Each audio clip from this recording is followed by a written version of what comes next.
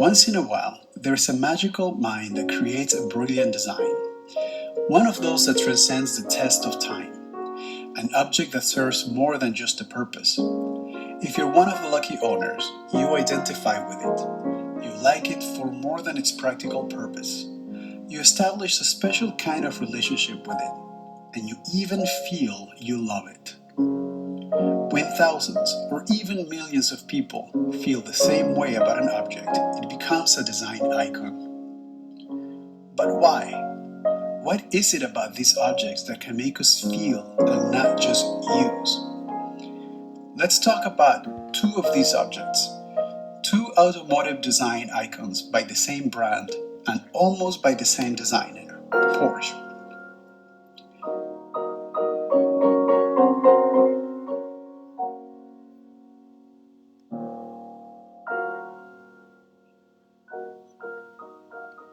In the 1930s, Germany was financially deprived, and it was very difficult for the common citizen to afford any car. Hitler, who considered Porsche to be the most talented designer in Germany, created Volkswagen and in 1933 appointed him as the designer to the newly government-funded company. The task? To create a car that was affordable by anyone. By 1935, two prototypes were made, the V1 and the V2. Then, by 1937, a second prototype was made, with a few changes that gave birth to the split back window.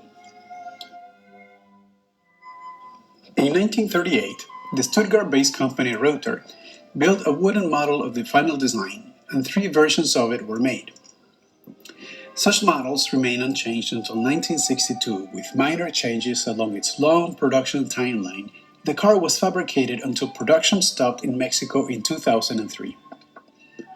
Knowing about the history of the Beetle, we could speculate about how people feel about it. We could say that the car came into society at a time of new hope, and that it gave people the opportunity to have a car.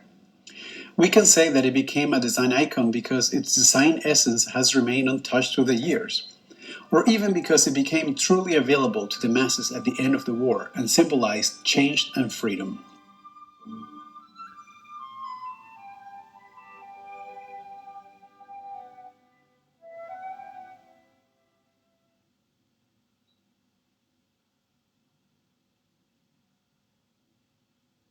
Ciao ragazzi, per me il maggiolino come icono del disegno automotrice è un concetto da innamorarsi. Io mi sono innamorato del maggiolino circa 25 anni fa e da quel momento in famiglia ne abbiamo avuti, questo sarebbe il terzo. È un'automobile che per me ha personalità, è un'automobile che si fa amare, che perfino lo sento come parte della famiglia, proprio per quella personalità che ha. Penso che mai troverete una persona di malumore guidando un'automobilina di questi. E come concetto tecnico è così ricco e indipendentemente di tutta la storia che tutti conosciamo, che si è letta, che è scritta, che è stata messa in tanti libri, in tanti documentari, eccetera. Una delle cose che a me più piace nel maggiolino come concetto tecnico è quella compatibilità che ha nei pezzi di ricambio, decada tra decada, Okay, so let's put all of those feelings aside for a moment and jump to another Porsche iconic creation. Now, the iconic Porsche design that we all know was actually by Porsche's son, also named Ferdinand Porsche, so let's call him Porsche Jr. Porsche Jr. designed the 356. However, the design of the 356 was clearly inspired on the race car Type 64 designed by his father back in 1936 for the Berlin to Rome race that actually never happened. Ferdinand Porsche Jr. wanted to create a car that was powerful and fun to drive. He stated that small, powerful cars were more fun than those big and overpowered. Did he succeed at creating a fun car? Definitely so. So now let's go back to those feelings about the Beetle. A car people love and that is part of their family. Now the 356, fun. So part of the family, love and fun. Seems like feelings that crowds would appreciate. So let's see what this 911 owner in California has to say.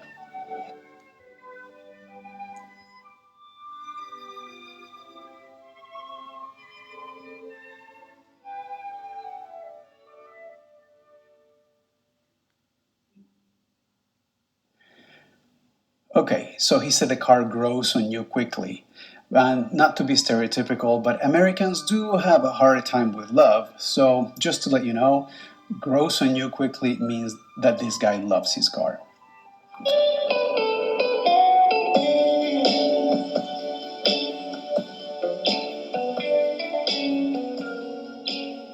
Gordon would drive the car to work, and Michael, our son, was just small, about 2, and he could hear that car as it came off the freeway, and he would always run to the door, "Daddy coming, Daddy coming," and that car was part of his life from the time we first adopted him. I didn't like the color to begin with, and I thought the whole thing was crazy because it was so little. As it progressed, I learned to love that car. It seems like these successful designs come down to feelings and uniqueness. And let's face it, most people want to feel unique. So what's my conclusion about Porsche and about the Beetle? Well, in my opinion, Porsche succeeded, not just because he was able to make an affordable car.